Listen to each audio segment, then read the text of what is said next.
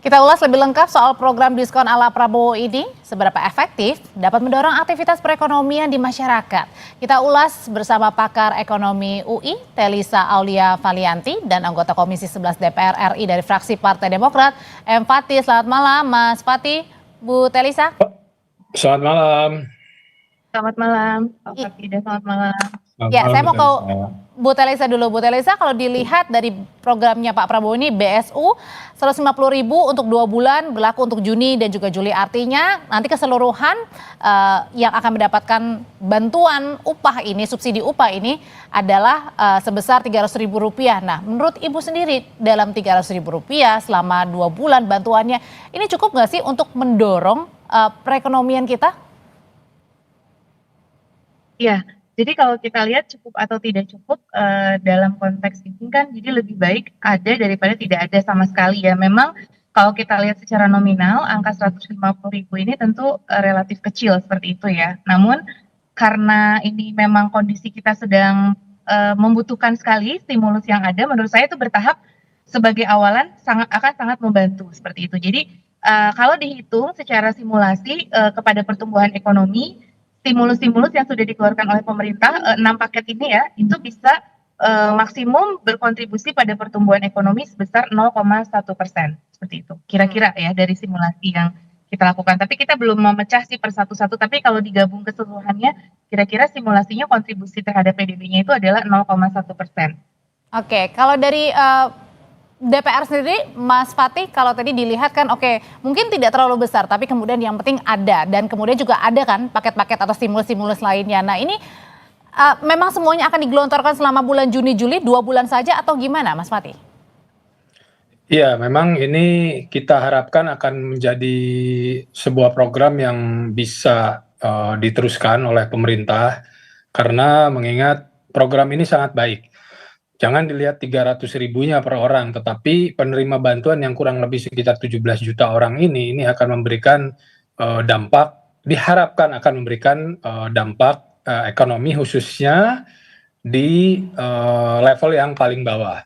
Yang penting uangnya itu jangan dipakai yang enggak. Ini harus dibelanjakan untuk belanja yang baik, untuk konsumsi yang baik, tidak dipakai untuk kepentingan hal-hal yang sifatnya negatif gitu. Nah, ini jangan dilihat dari 300.000-nya, tetapi ini penerimanya ini sangat besar, jumlahnya banyak, dan mudah-mudahan bisa menjadi sebuah stimulus bagi ekonomi kita. Kalau hitung-hitungannya Mas Fatih, dari 150.000 kali 2 bulan totalnya 300.000, ini sudah maksimum belum yang pemerintah bisa kasih ini untuk 2 bulan ini untuk bantuan kepada para pekerja maupun guru yang gajinya tadi upahnya di bawah 3,5 juta? Iya, tentu nanti ini akan dilihat bagaimana efektivitas daripada penggunaan dana ini, bagaimana efeknya nanti kepada ekonomi. Tadi Ibu Telisa sudah menerangkan bahwa kurang lebih hasil hitung-hitungan itu 0, sekian persen, tapi ini kita lihat nanti realisasinya seperti apa. Nah, kalau misalnya efeknya ini bisa baik, bisa sesuai dengan harapan, bisa membantu memutar roda ekonomi lebih cepat, ya tentu kita mendukung pemerintah untuk bisa melanjutkan dan juga menyesuaikan secara besaran dan jumlahnya gitu.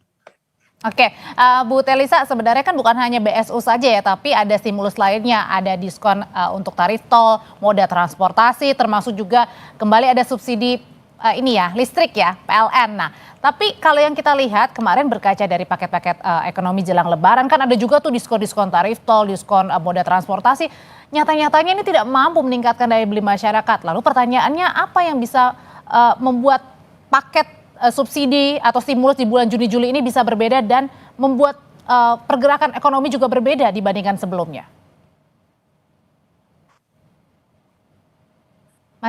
Jadi kalau kita lihat memang stimulus ekonomi ini kan begini ya, biasanya tuh diberikan kepada kelas bawah ya, terutama ketika ada bantuan sosial seperti itu. Nah, kalau sekarang diberikannya kepada kelas menengah ya, terutama yang berpendapatan 3,5 juta ini. Kan kalau sebelumnya adalah yang tidak berpendapatan ya, misalkan miskin ekstrim, terus yang dalam kondisi kemiskinan itu diberikan bansos. Nah, kalau sekarang tuh subsidi upah terutama untuk sektor padat karya. Nah, itu yang membedakan sih dengan sebelumnya, karena kan kita memang banyak dikompos oleh kelas menengah. Nah, penduduk kelas menengah itu salah satunya mungkin dari base minimal 3,5 juta itu adalah mereka yang rentan miskin. Jadi program ini adalah untuk menjaga agar yang rentan miskin ini tidak masuk ke dalam jurang kemiskinan. Jadi untuk menjaga juga tingkat kemiskinan. Jadi selain untuk daya beli, juga untuk menjaga agar yang rentan miskin itu tidak jadi jatuh miskin seperti itu. Jadi itu sih yang perbedaannya dengan sebelumnya. Jadi kalau sebelumnya, dan ini juga untuk mendukung industri manufaktur padat karya, karena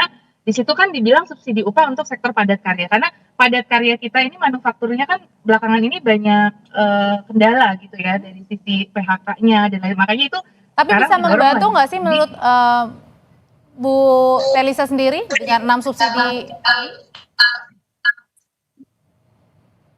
Iya, tentunya itu akan membantu ya Mbak ya, karena kan sektor padat karya sendiri kan memang sedang kesulitan. Nah, ketika dibantu dengan subsidi upah ini, setidaknya bisa meringankan juga dari sisi perusahaan, jadi tidak hanya dari sisi konsumennya, tetapi juga dari sisi perusahaannya seperti itu. Juga itu kan industri-industri manufaktur padat karya untuk membuat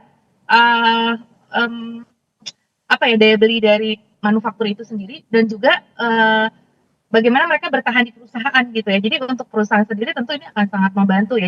Jadi program ini bisa membantu kedua belah pihak, dari sisi produsennya, karena dia bisa menjaga agar si karyawan itu tetap berdaya beli. Di satu sisi untuk karyawannya sendiri tentu untuk menjaga daya beli mereka dan mempertahankan mereka juga untuk loyal dengan perusahaan ya, karena mereka bisa ada tambahan ini. Jadi ini menurut saya bisa dari kedua belah pihak keuntungannya begitu. Tapi kalau Mas Pati ada yang mengatakan gini, tadi stimulusnya nanti akan jalan di 2 bulan Juni dan juga Juli. Nah tapi ada juga yang bilang begitu, kenapa tidak fokusnya kepada pembukaan lapangan kerja saja begitu.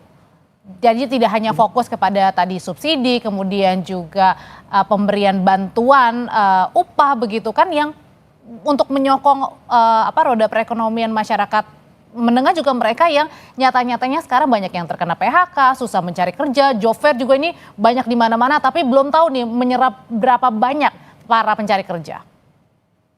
Iya, ini kan program tambahan, Mbak. Artinya pemerintah sekarang ini sedang berupaya untuk menarik berbagai macam bentuk investasi sehingga bisa membuka lapangan kerja.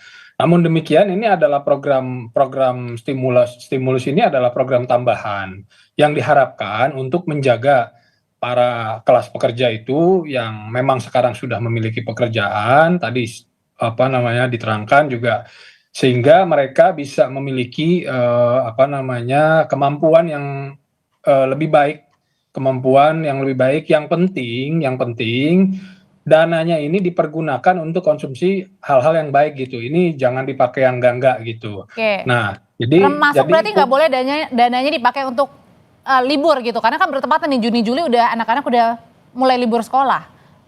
Kalau libur kan itu juga akan menggerakkan ekonomi, bagus. Yang negatif itu adalah yang memang tidak akan berkontribusi apapun kepada ekonomi, baik itu ekonomi daerah ataupun ekonomi nasional kan gitu. Jadi seperti judol dan lain-lain itu jangan dipakai seperti itu uangnya.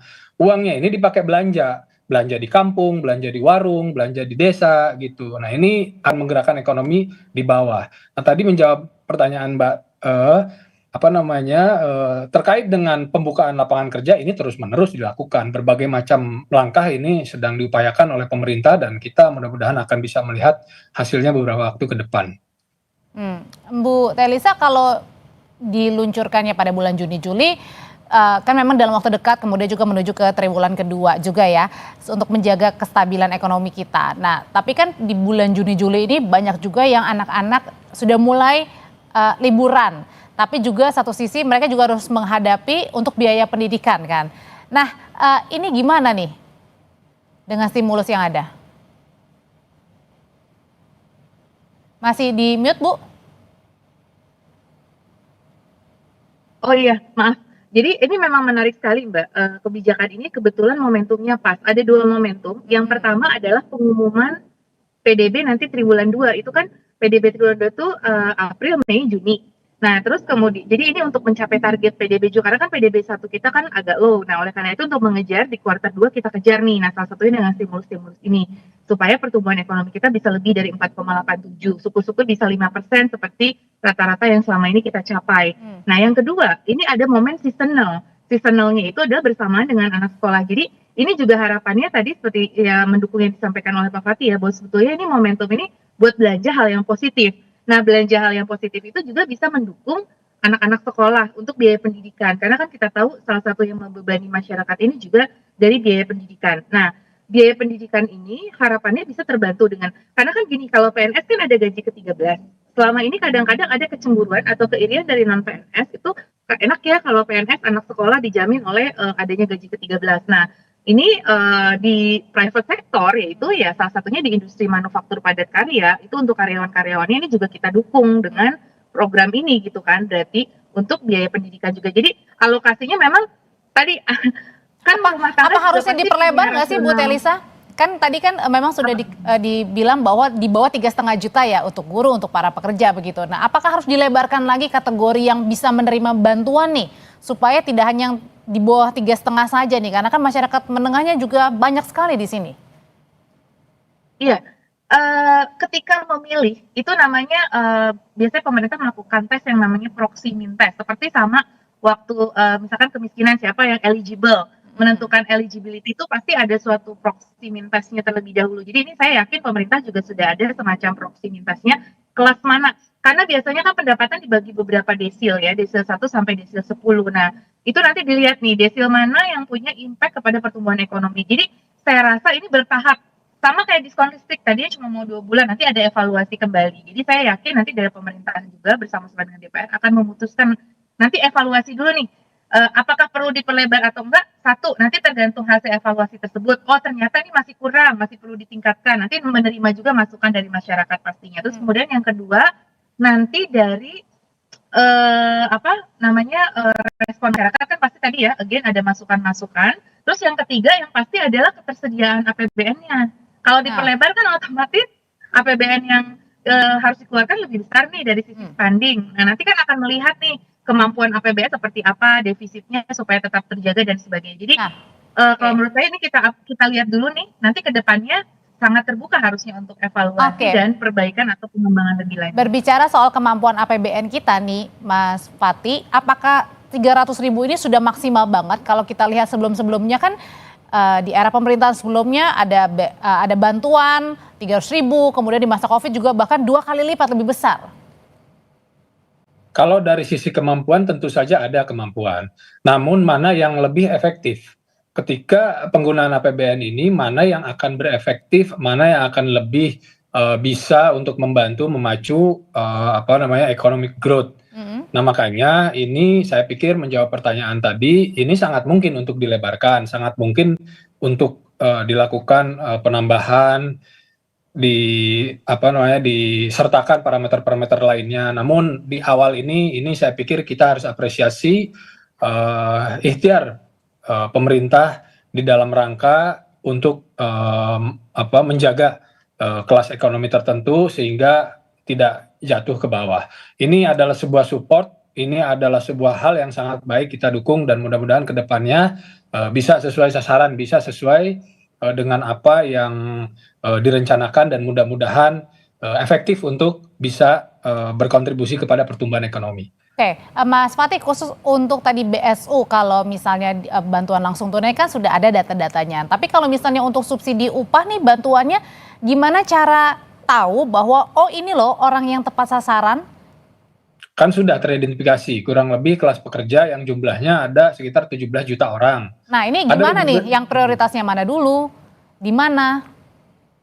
Jadi yang maksimal penghasilannya itu 3,5 juta. Kan gitu. Terus juga tidak menerima program-program bantuan lainnya dari pemerintah. Nah, inti adalah asas keadilan. Jadi kalau misalnya tadi oleh Bu Telisa disebutkan bahwa misalnya kalau PNS itu punya gaji ke-13, dan juga kalau pekerja private sector itu yang gajinya sudah UMR dan sudah dipandang mampu, nah itu tidak di dalam kategori orang yang menerima bantuan ini gitu. Nah, ini khusus secara spesifik diberikan kepada kelas pekerja dengan pendapatan tidak lebih dari 3,5 juta dan sudah teridentifikasi tentunya kurang lebih sekitar 17 juta orang, dan saya pikir 300.000 rupiah kali 17 juta ini mudah-mudahan bisa memberikan kontribusi yang baik lah bagi pertumbuhan Berarti ekonomi. artinya kalau yang saat ini bisa terkena PHK atau tidak bekerja ini tidak dapat ya, karena yang tadi ukurannya adalah di bawah 3,5 juta ya? Ya, saya pikir melihat kriteria penerimanya mungkin seperti itu. Bu Telisa, ini kan memang masih terlalu dini kalau misalnya kita evaluasi, tapi kalau boleh diandai-andai, mungkin apalagi yang bisa dilakukan atau dimaksimalkan supaya untuk menggerakkan ekonomi dan tadi menjaga juga agar pertumbuhan ekonomi ini tetap di atas 5%. Bu Iya. Telisa. Jadi kalau menurut saya ini sudah tepat ya sinergi yang dilakukan, tinggal nanti dengan itu kan banyak kan dari sisi fiskal ya, kebijakan fiskal. Nah, nanti tinggal didukung dengan sinergi dari kebijakan moneter dari sisi likuiditas. Kemarin sebenarnya sudah turun, jadi bagaimana mensinergikan dengan kebijakan di sisi moneter dan juga kebijakan strukturalnya. Kebijakan di sisi moneter itu adalah masyarakat lebih mudah mengakses kredit, kemudian juga dari sisi perbankan juga suku bunga lebih murah ya untuk mendapatkan permodalan usaha juga lebih murah sehingga lebih kondusif. Kemudian yang kedua dari sisi struktural yang perlu dijaga itu adalah perlindungan kepada diplomasi dampak dari tarif ini, karena kan dampak dari tarif ini begitu besar ya kepada ekonomi kita. Jadi dampak dari tarif ini bagaimana diplomasi kita harus kita jaga supaya masyarakat itu tetap bisa kan kegiatan ekspor impor tetap berlangsung dan menjaga kepercayaan investor supaya investasi tetap masuk. Selama keran investasi itu masuk, potensi pertumbuhan ekonomi kita akan terjaga. Kemudian juga terus menciptakan lapangan kerja tadi. Kuncinya juga di struktural itu menciptakan lapangan kerja, bagaimana tetap dilakukan peningkatan upskilling dan reskilling. Jadi kebijakan jangka menengahnya, karena ini kan jangka pendek ya. Oke, karena hanya 2 bulan yang ini ya. Ya, nah jangka panjangnya itu kebijakannya harus tetap dimainkan seperti itu. Itu jangan lupa untuk ya regulasi, investasi tetap berjalan, terus kemudian itu lapangan kerja. Jadi bagaimana kita mendorong terus penciptaan lapangan kerja sambil disertai dengan peningkatan dari sisi SDM-nya, kesiapan SDM dari sisi skill-nya. Jadi lebih sering mengadakan kayak kemarin tuh job fair tuh sebenarnya bagus ya, cuma kita agak miris ya kemarin lihat di job fair tuh kan kita ramai juga ya, gimana rebutan banget gitu satu pekerjaan. Dan nggak tahu Bu satu pekerjaan ini dapat menampung berapa pencari kerja kan? Betul. Nah jadi harapannya terus mendorong ya wirausaha dan kegiatan investasi-investasi yang dapat menciptakan lapangan kerja. Jadi investasi kita pun sekarang harus lebih selektif, dalam arti jangan cuma investasinya aja, tapi juga bagaimana investasi menyerap lapangan kerja. Terutama talenta digital juga harus kita siapkan, karena kan kita banyak kan ekonomi digital. Jadi itu juga harus kita siapkan. Jadi transformasi strukturalnya harus kita dorong juga seperti itu. Dan hal itu juga ya Mas Fatih yang menjadi fokus perhatian. Jadi bukan hanya jangka pendeknya aja pemberian subsidi, kemudian juga bantuan, tetapi juga tadi bagaimana menjawab keresahan nih untuk lapangan pencari kerja, upskilling, reskilling, sebagainya, itu yang nampaknya menjadi jangka menengah dan jangka panjang nih untuk bisa menopang. Itu semua sedang dilakukan dan di dalam proses pemerintah tanpa henti ya. Ini terkait dengan penyediaan lapangan pekerjaan, kita terus-menerus melakukan upaya sehingga FDI direct investment ini ataupun investasi domestik ini bisa terus tumbuh. Nah, ini terkait dengan bantuan subsidi ini kan untuk mendorong daripada konsumsi, mendorong daripada daya beli. Jadi semua upaya ini dilakukan oleh pemerintah, dan bukan hanya pemerintah pusat. Saya berkeliling di daerah-daerah juga saya lihat semangat yang sama ada pemerintah daerah. Mereka juga membuka peluang-peluang pekerjaan. Beberapa provinsi itu bahkan sudah punya portal untuk bekerja sama dengan sektor swasta, di mana diwajibkan bagi mereka dalam persentase tertentu itu untuk harus menyerap tenaga kerja lokal. Saya pikir ya ini upaya yang baik dari pemerintah. Asal benar-benar ada gerakannya ya, konkretnya ya Mas Fatih ya. Mari kita dukung dan kita awasi. Oke. Kalau dari Bu Telisa sendiri dalam jangka panjang, apakah ada lagi Bu selain tadi kuncinya adalah reskilling, upskilling, dan juga bantuan penciptaan lapangan pekerjaan yang baru? Iya, Sebetulnya tugas utama pemerintah juga menciptakan kepastian hukum ya dan juga regulasi dan itu terus-menerus dan tentunya sinergi dan kolaborasi berbagai pihak menghilangkan ego sektor, kita punya common interest yang sama. Itu yang harus selalu kita jaga dan itu memang tidak mudah ya di dalam jangka pendek itu semuanya juga butuh proses sehingga tetap di dalam jangka panjang itu kita harus terus menata karena kan kita memang mau melakukan 3 macam transformasi ya selain ekonomi, transformasi sosial budaya, dan juga transformasi tata kelola governance dan birokrasi. Jadi dari hasil research yang dilakukan oleh Bappenas itu hasil penelitian dari Growth Diagnostic Indonesia itu selalu di regulation and bureaucracy. Itu penghambat utama yang selalu jadi momok dan itu yang kita harap dan juga corruption ya. Nah makanya program pemerintah saat ini kan salah satunya menurunkan corruption kebocoran. Jadi mau kita berjuang seperti apapun kalau kebocorannya tinggi ya tetap aja kita nggak akan terlalu menghasilkan hasil yang optimal. Nah kalau kita mau optimal ya kebocoran, regulation dan birokrasi itu yang harus diperbaiki karena itu bottleneck utama kita itu sih di dalam jangka panjang selain tadi SDM ya faktor SDM skill dan lain sebagainya inovasi. Oke, kalau dari DPR sendiri ada nggak sih juga kemudian hal-hal yang diungkapkan untuk segera pemerintah juga bisa lakukan karena kan tadi menunggu Juni, Juli di bawah 3,5 juta rupiah tapi kan jangan dilupakan juga Mas Fatih ketika ada kaum kelas ekonomi menengah yang di atas 3,5 juta tapi yang mereka juga sedang berjuang nih susahnya mencari kerja kemudian juga mungkin terkena PHK yang mereka itu tidak punya pilihan, singkat aja. Iya tentu kita bersama-sama dengan pemerintah terus-menerus bisa memberikan dukungan sehingga yang kemarin itu kita sempat lihat adanya penurunan daripada realisasi achievement dari pertumbuhan ekonomi ini ke depannya bisa terkejar gitu dari berbagai macam upaya mau dari moneter ataupun dukungan fiskal sehingga nanti efeknya itu bisa terasa bagi masyarakat. Ini terus-menerus kita lakukan. Jangan ragukan komitmen pemerintah. Cuma yang penting itu tadi bagaimana supaya bantuan subsidi ini tepat sasaran dipergunakannya itu harus benar gitu. Belikan konsumsi yang positif itu. Mas Fatih, terima kasih untuk ulasannya. Bu Telisa juga terima kasih untuk pandangannya berbagi di Sapa Indonesia malam.